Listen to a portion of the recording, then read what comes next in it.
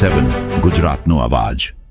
નમસ્કાર દર્શક મિત્રો, i7 ન્યૂઝ ગુજરાતીની સાથે હું છું આપની સાથે પાયલ બામભણિયા। તો જોઈએ આજના મહત્વના સમાચાર। કરમસદ આણંદ મહાનગરપાલિકાની પ્રથમ ચૂંટણીનો જંગ। ભાજપે મહાનગરપાલિકાના ઉમેદવારો માટે સેન્સ પ્રક્રિયા હાથ ધરી। ગુજરાતની નવનિર્મિત કરમસદ આણંદ મહાનગરપાલિકાની વહીવટી પ્રક્રિયા પૂર્ણ થયા બાદ હવે જ્યારે પ્રથમ વખત મહાનગરપાલિકાની ચૂંટણી યોજાવા જઈ રહી છે, ત્યારે ભારતીય જનતા પાર્ટીએ પોતાની જીત નિશ્ચિત કરવા માટે સંગઠનાત્મક ગતિવિધિઓ તેજ કરી દીધી છે। આ કવાયતના ભાગરૂપે વિદ્યાનગર સ્થિત ભાજપ કાર્યાલય ખાતે ઉમેદવારોની પસંદગી માટેની સેન્સ પ્રક્રિયા હાથ ધરવામાં આવી હતી। નિરીક્ષકોની ઉપસ્થિતિમાં લોકશાહી ઢબે મંથન ભાજપ પ્રદેશ મોવડી મંડળ દ્વારા નિયુક્ત કરવામાં આવેલા 3 દિગ્ગજ નિરીક્ષકોની પેનલ આણંદ આવી હતી, જેમાં શબ્દશરણ તડવી પૂર્વ ધારાસભ્ય અને પ્રદેશ કારોબારી સભ્ય લલિત વેકડિયા, પૂર્વ મહામંત્રી સુરત શહેર કતારગામ ભાવિનીબેન પટેલ, પૂર્વ જિલ્લા પંચાયત પ્રમુખ બારડોલી। આ નિરીક્ષકો 1 એપ્રિલથી સવારથી વિદ્યાનગર કાર્યાલય ખાતે પહોંચ્યા હતા અને એક પછી એક વોર્ડ મુજબ કાર્યકરો તથા દાવેદારોને સાંભળવાની પ્રક્રિયા શરૂ કરી હતી। ટિકિટ વાંચકોનો ભારે ઘસારો। કરમસદ આણંદ હવે નગરપાલિકામાંથી મહાનગરપાલિકા બની હોવાથી કોર્પોરેટર બનવા માટે કાર્યકરોમાં ભારે ઉત્સાહ જોવા મળી રહ્યો છે।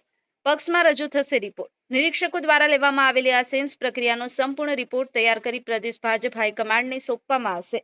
Bureau chief Narendra Sharma, i7 news Gujarati, Anand. जी साहब, आज जो सेंस प्रक्रिया हाथ धरવામાં આવી છે।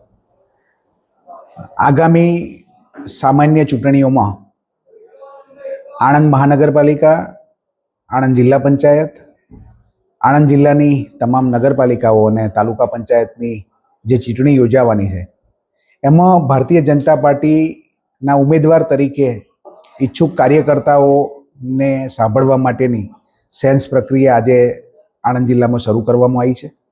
ગુજરાત પ્રદેશ ભારતીય જનતા પાર્ટી દ્વારા નિયુક્ત નિરીક્ષકો કાર્યકર્તાઓને સાંભળશે અને ગુજરાત પ્રદેશ પાર્લામેન્ટરી બોર્ડ ઉમેદવારો નક્કી કરશે। કાર્યકર્તાઓમાં ટિકિટ મેળવવા માટેનો ખૂબ સારો ઉત્સાહ છે, કારણ કે ગુજરાતમાં પણ ભારતીય જનતા પાર્ટીનું શાસન છે, કેન્દ્રમાં પણ ભારતીય જનતા પાર્ટીનું શાસન છે।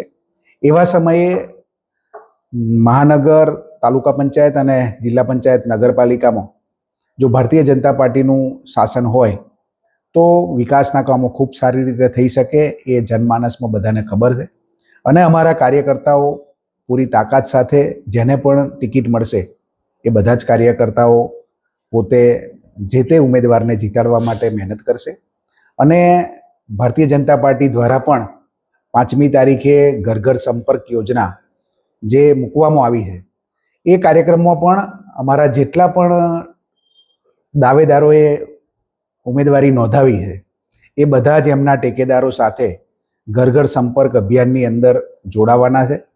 અને આખા જિલ્લાની અંદર એ ખૂબ સારો માહોલ ભારતીય જનતા પાર્ટીના કાર્યકર્તાઓ દ્વારા નિર્માણ થવાનો છે। ત્યારે આગામી દિવસમાં ચોક્કસ ભારતીય જનતા પાર્ટીના તમામ ઉમેદવારો વિજયી થશે અને ખૂબ સારી બહુમતીથી વિજયી થશે એવો મને વિશ્વાસ છે।